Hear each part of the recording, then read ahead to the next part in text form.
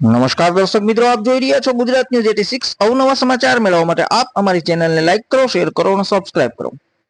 કાંકરેજ 15 વિધાનસભા મત વિસ્તારના ગામોમાં ધર્મરથનું પ્રસ્થાન મહાકાલ સેના ગુજરાત અને બનાસકાંઠા જિલ્લામાં મહાકાલ સેના પ્રમુખ શૈલેન્દ્રસિંહ વાઘેલાની અધ્યક્ષસ્થાને કરવામાં આવ્યું।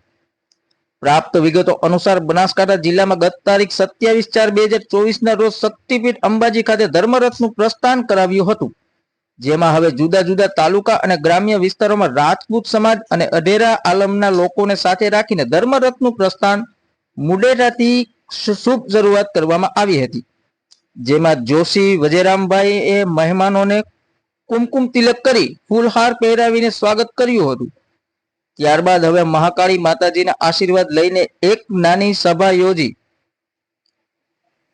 ભવાનીના જય ઘોષ સાથે મહાકાલ સેના ગુજરાત પ્રમુખ વિજયસિંહ ચાવડા અને મહાકાલ સેના બનાસકાંઠા પ્રમુખ શૈલેન્દ્રસિંહ વાઘેલા ની અધ્યક્ષસ્થાને કરવામાં આવ્યું, જેમાં ધર્મરથ સાથે ગાડીઓનો કાફલો સાથે બાઇક સાથે રાજપૂત સમાજના યુવાનો, વડીલો સહિત અન્ય સમાજો પણ અસ્મિતાની લડાઈ અંતર્ગત ધર્મરથમાં જોડાયા છે। ધન્યવાદ। અહેવાલ ઓમપુરી ગોસ્વામી, બનાસકાંઠા।